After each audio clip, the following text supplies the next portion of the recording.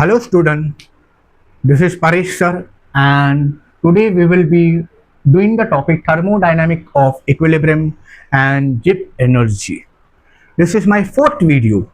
In the first video we saw was introduction to chemical equilibrium and उसके अंदर एक बहुत important topic था law of mass action. In the second video we saw was relationship between Kp and Kc and उसके बहुत सारे numericals हम लोग ने सॉल्व किए थे. In the third video we saw about application of equilibrium constant and उसके अलग अलग न्यूमेरिकल्स सॉल्व किए. तो this is my fourth video, thermodynamic of equilibrium and Gibbs energy. अब थोड़ा बहुत ये टॉपिक समझने के लिए थर्मोडायनामिक मालूम होना चाहिए.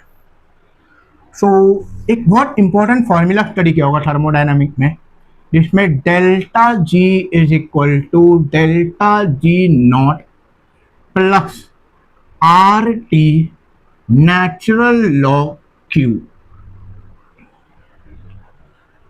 अब समझते हैं, हर एक टर्म का मीनिंग समझते हैं. पहले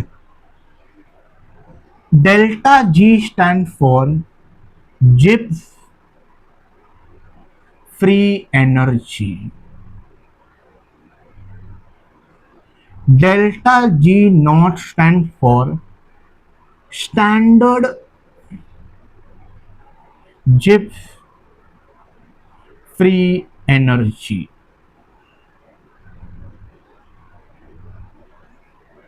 R is universal gas constant. T is temperature in Kelvin. Temperature should always be in Kelvin. Q क्या है? Q is quotient reaction. अब Q क्या है? Let us understand it in detail. कि Q याद करो, मैंने थर्ड लेक्चर में बताया था कि quotient reaction क्या होता है. जिसको नहीं पता इधर देखो. सपोज मेरे पास एक रिएक्शन है A plus B, react to give C plus D. Small a, small b, small c and small d are my stoichiometric coefficient. तो हम के कैसे फाइंड करते हैं? Concentration of product upon concentration of reactant. And this is always measured at equilibrium. कब measure होता है? This is always measured at equilibrium. दूसरा होता है quotient reaction. Same formula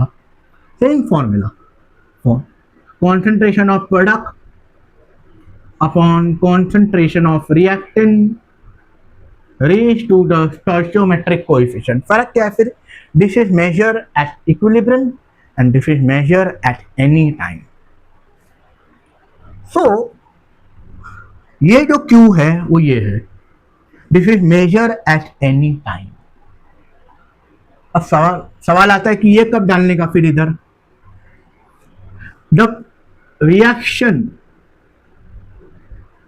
is at equilibrium, then we have an important equation जो मैंने last lecture में बताया था. when the reaction is at equilibrium, K will be equal to Q. K will be equal to Q and delta G will be 0. Remember, देखो दो type के delta G है. एक होता है गिब्स फ्री एनर्जी और दूसरा होता है standard Gibbs free energy. Standard Gibbs free energy मतलब क्या होता है? It is measure at the standard condition.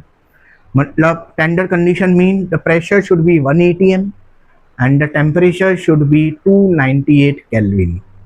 इसको स्टैंडर्ड कंडीशन बोलते हैं. तो इक्विलिब्रियम पे क्या होता है?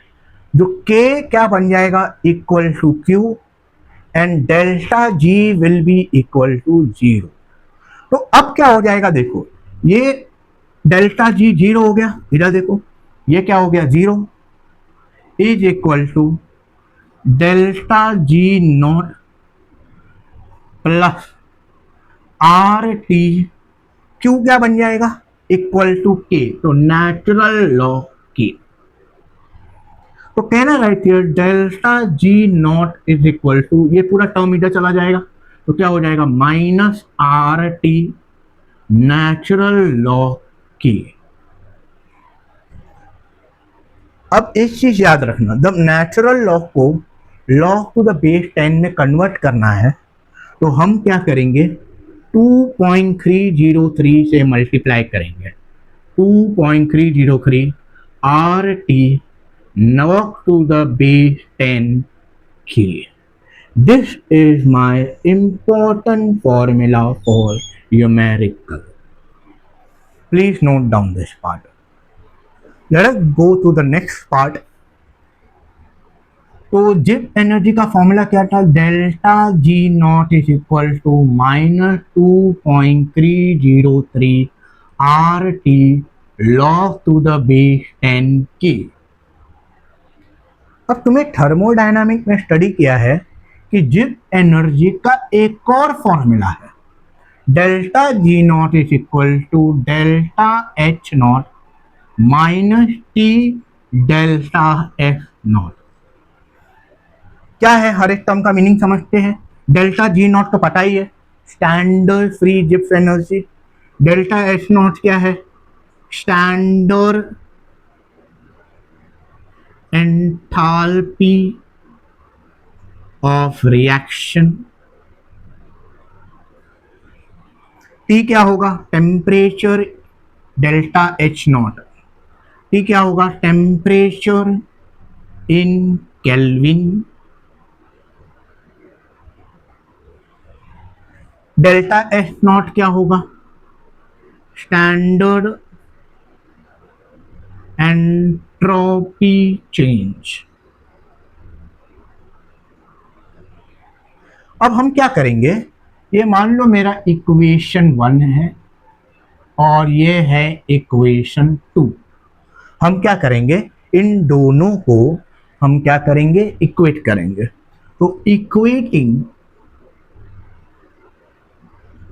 1 एंड 2, हम क्या करेंगे, इक्वेटिंग 1 एंड 2। तो मेरे को क्या मिलेगा यहाँ पे देखो, minus 2.303 R T log to the base 10 K is equal to delta H not minus T delta S not. Okay, अब मैं क्या करूंगा, dividing throughout by 2.303 R. मैं क्या कर रहा हूं, डिवाइडिंग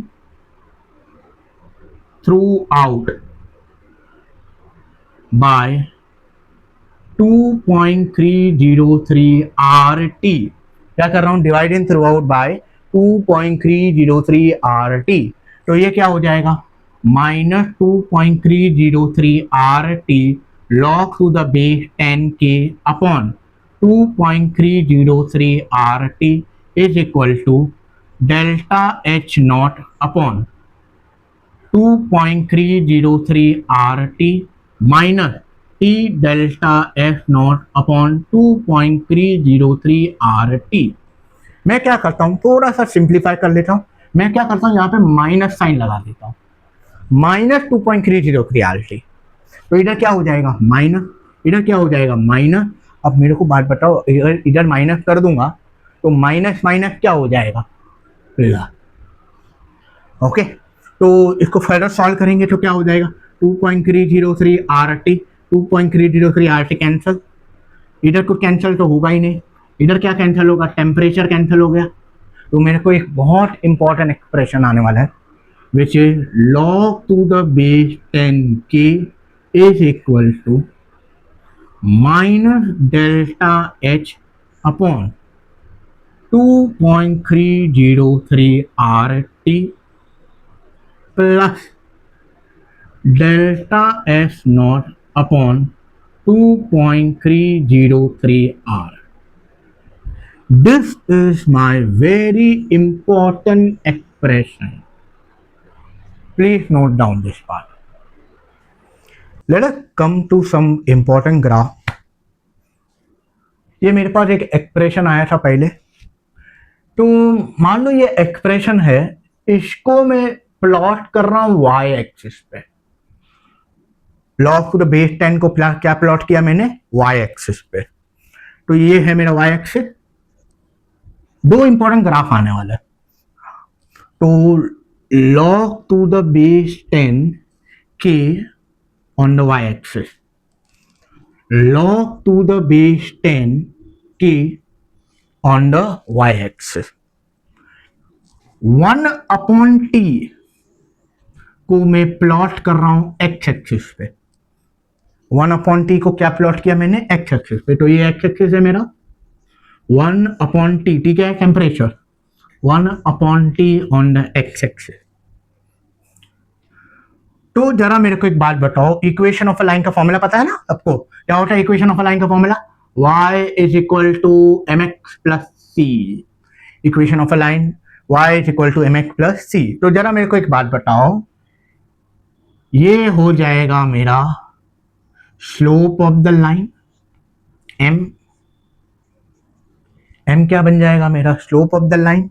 तो यहां पे मैं लिख दूं m क्या है मेरा, slope of the line, which will be nothing but minus delta h upon 2.303 r। अब दो इंपॉर्टेंट ग्राफ आ जाएंगे, इससे दो इंपॉर्टेंट ग्राफ बनेंगे। पहला, अगर मान लो डेल्टा h पॉजिटिव है, मतलब हीट एब्जॉर्ब होता है। डेल्टा एच पॉजिटिव का मतलब क्या होता है, एंडोथर्मिक। इसमें क्या होता है, हीट क्या होता है, एब्जॉर्ब होता है। तो अगर हीट एब्जॉर्ब हो रहा है, डेल्टा एच पॉजिटिव है, तो जरा मेरे को एक बात बताओ, ये पॉजिटिव रहेगा, पॉजिटिव नेगेटिव क्या बन जाएगा, नेगेटिव। तो स्लोप ऑफ द लाइन क्या होने वाला है, नेगेटिव। तो नेगेटिव स्लोप तो पता है ना, डाउनवर्ड जाता है ऐसा।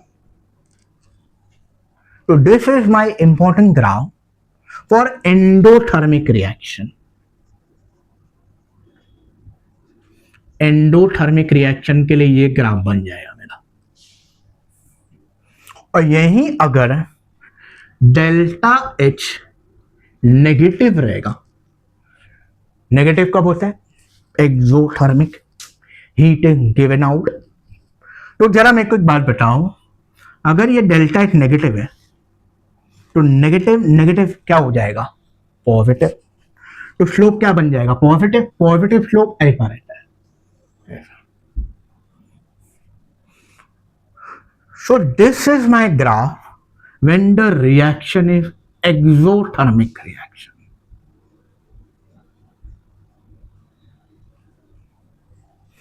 And in both the case, चाहे एक्सोथर्मिक हो चाहे एंडोथर्मिक हो, मेरा जो y इंटरसेप्ट रहेगा c, इसको क्या बोलेंगे, c will be delta s naught upon 2.303 r.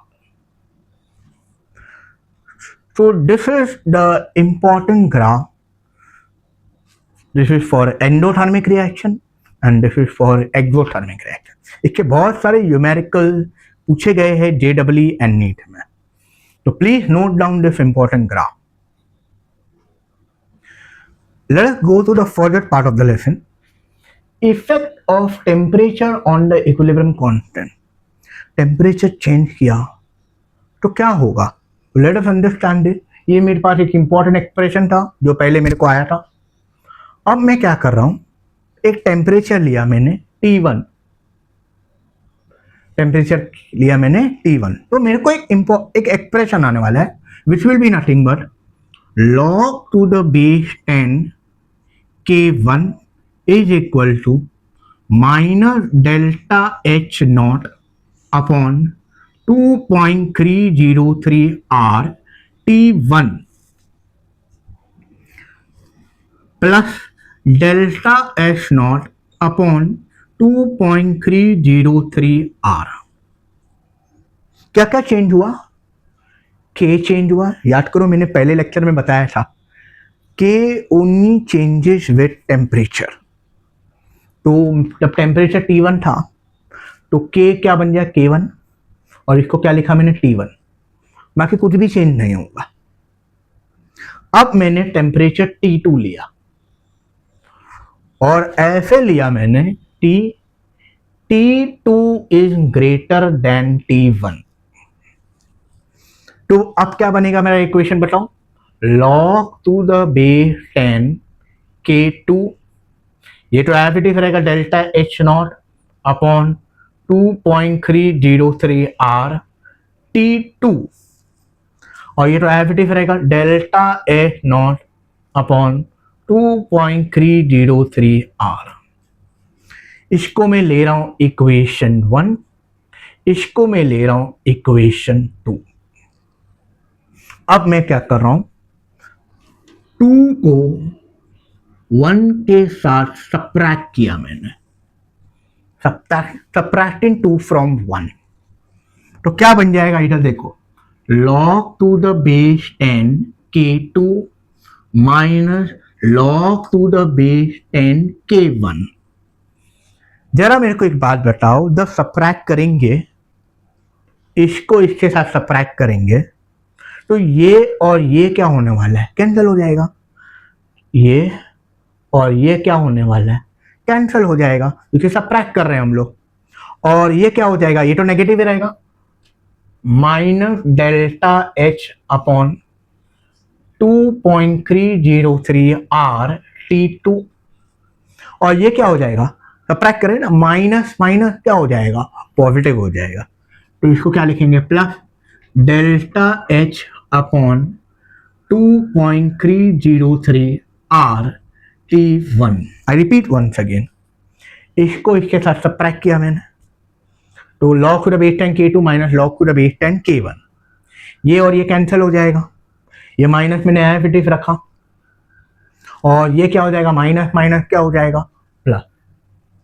Okay next, बस अभी हो गया। तो इसको क्या बोलेंगे, इसको ऐसा लिख सकते, log to the base 10 K2 by K1 is equal to, इसमें से क्या कॉमन निकाल सकते हैं हम लोग, डेल्टा H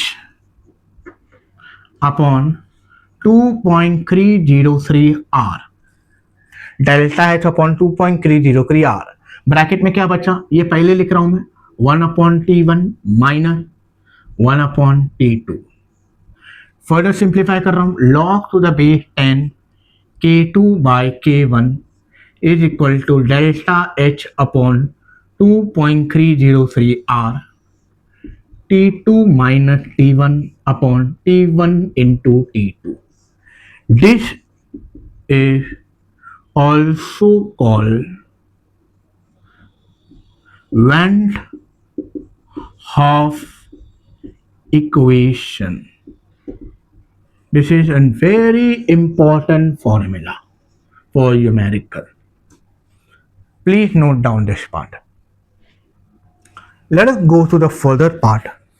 ये रिएक्शन है मेरे पास वैन हॉफ इक्वेशन, और मैंने ऑलरेडी बताया था कि T2 is greater than T1। अब मेरे पास दो इंपॉर्टेंट केस आ रहा है, for endothermic reaction and for exothermic reaction. जरा मेरे को एक बात बताओ, अगर रिएक्शन एंडोथर्मिक है तो डेल्टा H क्या होने वाला है, पॉजिटिव। तो मेरे को एक बात बताओ, अगर डेल्टा H पॉजिटिव है, मतलब ये पूरा टर्म मेरा क्या होने वाला है, पॉजिटिव होगा।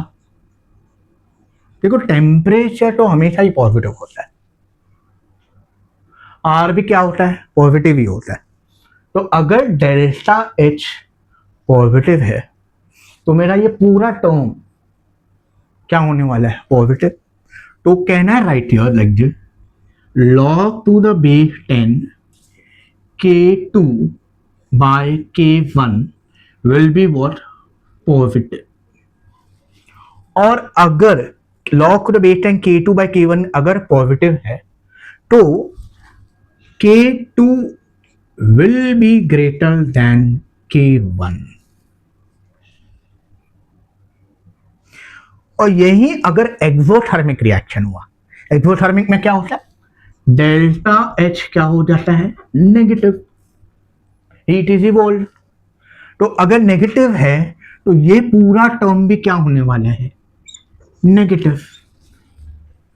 तो अब क्या हो जाएगा, ये log to the base 10 K2 by K1 will be what? Negative. और ऐसे केस में क्या हो जाएगा? K1 will be greater than K2. Please note down this part. तो यहाँ पे हम लोग ने सारे थियरीज पार्ट हम लोग ने कंप्लीट कर दिए। अब यहाँ से लेके लास्ट तक हम सिर्फ वेराइटीज ऑफ न्यूमेरिकल सॉल्व करेंगे। तो let us move to the first numerical.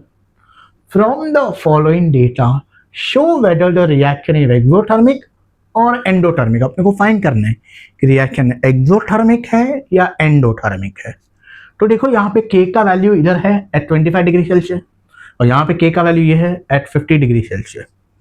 देखो टेम्परेचर बढ़ा दिया, देखो टेम्परेचर बढ़ गया तो K का वैल्यू भी क्या हो गया? बढ़ गया।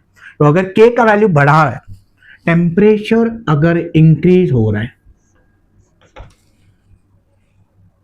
जो कि देखो इधर से इंक्रीज हो रहा है, 25 से किधर जा रहा है? 50 जा रहा है।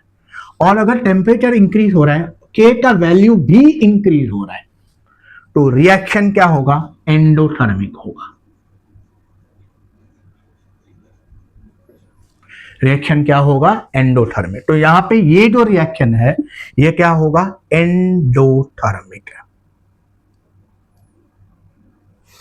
और अगर क्या, अगर टेम्परेचर बढ़ाने से अगर K का वैल्यू कम हो गया तो क्या हो जाएगा?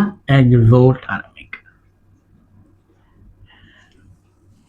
Okay, please note down this. Let us go to the next question. Numerical 2. At 320 Kelvin, a gas A2 is 20% dissociated to A.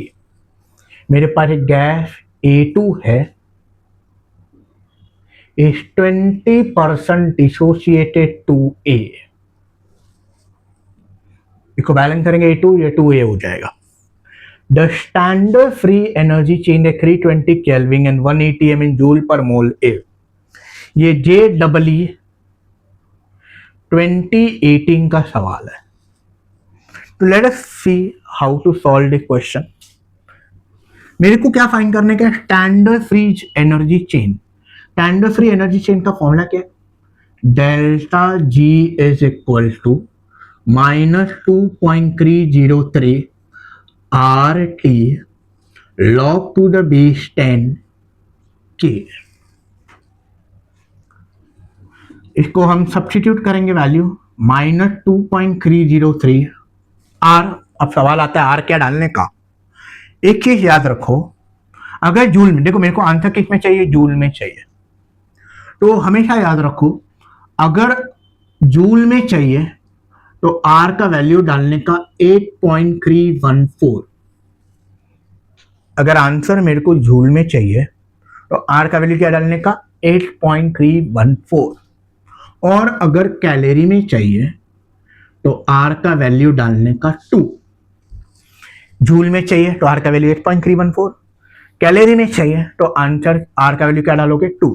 नहीं, तो अब क्या चाहिए? जूल में चाहिए तो 8.314। टेम्परेचर दिया हुआ है, कितना दिया हुआ है? 320 केल्विन।